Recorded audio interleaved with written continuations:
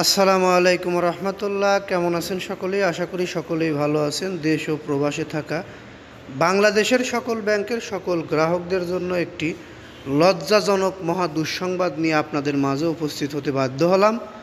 এটি আসলে লজ্জাজনক বাংলাদেশের সকল নাগরিকের জন্য, বাংলাদেশের জন্য। কারণ এশিয়ার সবচেয়ে দুর্বল ব্যাংকিং ব্যবস্থা বাংলাদেশে উল্লেখ করেছেন এডিবি, অর্থাৎ এশিয়ান ব্যাংক। বাংলাদেশের ব্যাংক খাত আজ এক ভয়াবহ বাস্তবতার মুখোমুখি। খেলাপি ঋণের দিক থেকে দেশটির এখন পুরো এশিয়ার শীর্ষে। একসময় যেটি সীমিত আকারে ছিল তা আজ রূপ নিয়েছে এক অচল অবস্থার। ব্যাংকিং খাতের দুর্বলতা, রাজনৈতিক প্রভাব, শিথিল নীতি এবং অনিয়ম, দুর্নীতি মিলিয়ে এমন এক পরিস্থিতি তৈরি হয়েছে যা অর্থনীতির সামগ্রিক স্থিতিশীলতাকেই হুমকির মুখে ফেলেছে। এশিয়ান ডেভেলপমেন্ট ব্যাংক এডিবি সম্প্রতি প্রকাশিত non performing loans watch in Asia 2025 প্রতিবেদনে স্পষ্টভাবে জানিয়েছে 2024 সালে বাংলাদেশের মোট বিতরণকৃত ঋণের 20.2% এখন খেলাপি। অঙ্কে এর পরিমাণ প্রায় 20.27 বিলিয়ন ডলার। আগের বছরের তুলনায় এটি 28% বেশি। এডিবি সরাসরি উল্লেখ করেছে বাংলাদেশ হলো এশিয়ার সবচেয়ে দুর্বল ব্যাংকিং ব্যবস্থার দেশ। এটির উপরে লজ্জাজনক আর কোনো কথা হতে পারে না। এত দুর্নীতির কারণেই আজকে বাংলাদেশের ব্যাংকিং খাত নিয়ে এত বড় একটি কথা শুনতে হলো বাংলাদেশবাসী। এটি পুরো বাংলাদেশের জন্য লজ্জা। যারা নিউজটি শুনছেন তাদের জন্য লজ্জা। আমি নিউজটি ক্রিয়েট করেছি, আমার জন্যও লজ্জা। এর কারণ কি? কেন আমরা এত বড় লজ্জার বোঝা মাথায় নেব?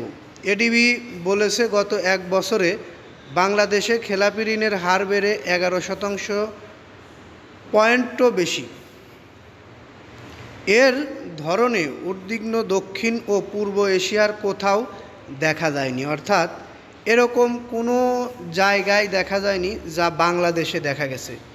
সম্প্রতি প্রতিবেশী ভারত, পাকিস্তান কিংবা শ্রীলঙ্কা যেখানে ধারাবাহিক সংস্কারের মাধ্যমে খেলাপি ঋণের হার কমাতে সক্ষম হয়েছে, সেখানে বাংলাদেশের পরিস্থিতি উল্টো দিকেই গেছে।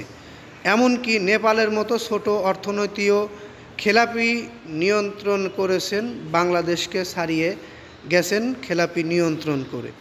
অর্থনীতিবিদরা মনে করেন দীর্ঘদিন ধরে শিথিল নীতি, রাজনৈতিক প্রভাব, ঋণ পূর্ণ তফসিলের অপব্যবহার এবং দুর্বল তদারকির ব্যবস্থা ব্যাংক খাতকে আজকের এই অচল অবস্থার দিকে ঠেলে দিয়েছে। ফলে প্রকৃত চিত্র আড়াল হয়ে থাকলেও বর্তমানে বাংলাদেশ ব্যাংক যখন আন্তর্জাতিক মানদণ্ডের তথ্য প্রকাশ শুরু করেছে, তখন আসল সংকট ভয়াবহ রূপে প্রকাশ পাচ্ছে।